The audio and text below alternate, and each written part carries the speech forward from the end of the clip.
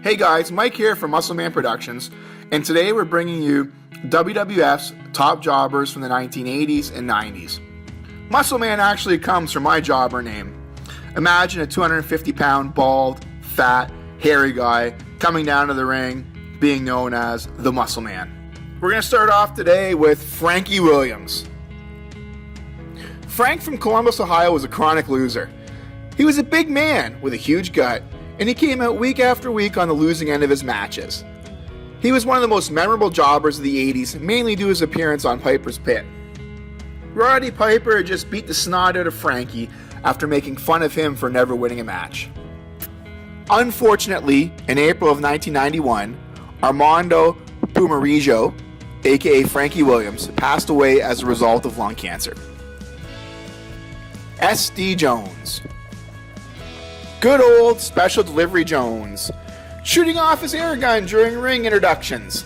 S.D. Jones was a rare jobber who actually got to use some offense during his matches.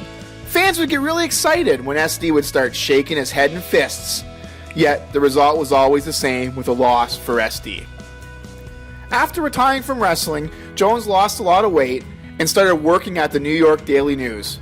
Unfortunately, Conrad Ephraim, S.D. Jones, passed away on October 26, 2008. Barry Horowitz. Barry was my favorite jobber of the 1980s. Nothing was better than a man who lost so much, but still had enough confidence to pat himself on the back. Barry is also the only jobber that I know that actually won a match by beating Chris Candido in 1995. After wrestling, Horowitz started working as a nutritionist in Florida, while occasionally wrestling for local independent promotions. In 2013, he wrestled what appeared to be his last match by winning the Malenko Cup Battle Royal. What a way for a jobber to leave the industry. Johnny Rodz. Johnny was a memorable heel during the early half of the 1980s. He wrestled everyone on television from Peter Maivia to Hulk Hogan, and even wrestled Bob Backlund in Madison Square Garden. Johnny rarely won, but generally held his own thanks to questionable tactics like raking the eyes or pulling the hair. After wrestling, Johnny turned to training, where he's trained students for over 24 years out of Gleason's gym in Brooklyn. Rodz has trained many students that have gone on to successful careers in the ring and behind the scenes. Rodz also founded the independent wrestling promotion known as World of Unpredictable Wrestling.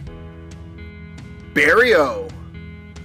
Barry O, the uncle of Randy Orton and brother of Cowboy Bob Orton, was a regular fixture on WWF television with his long, glittery cape and long locks of blonde hair. Barry, unlike his famous relatives, was quickly relegated to jobber status and never moved up from there. In 1992, Orton retired from wrestling. From here, he made a transition from wrestling into movies, starring in minor roles. Iron Mike Sharpe. Canada's greatest athlete. Sharpe was a jobber for his entire tenure with the WWF. Sharpe always had a strong showing early on in his matches that allowed him to make his enhancement matches competitive. Oh, and don't forget, the loaded arm pad didn't hurt him either. Who can forget Sharpe howling, "No, no, no," as the opponents put the squeeze on him. After his retirement from in-ring competition, he opened a wrestling school in Brick, New Jersey.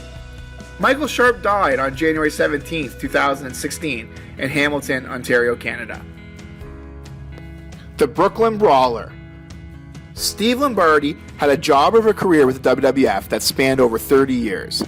He started off wrestling under his real name, Steve Lombardi, and jobbed for WWF's Good Guys. He later became the Brooklyn Brawler when he went on to join Bobby Heenan, who was feuding with the Red Rooster.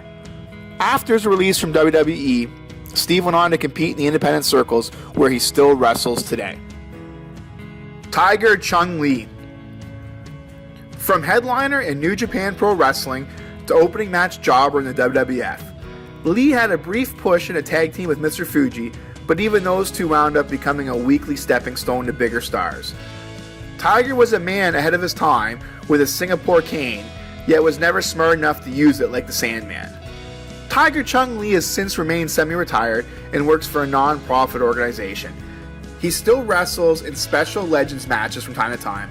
On June 10, 2018, at the age of 70, he won the WEW Heavyweight Championship for Pro Wrestling A-Team in Tokyo, Japan. Well guys, that's my list of my favorite jobbers from the 80s and 90s and where they are today.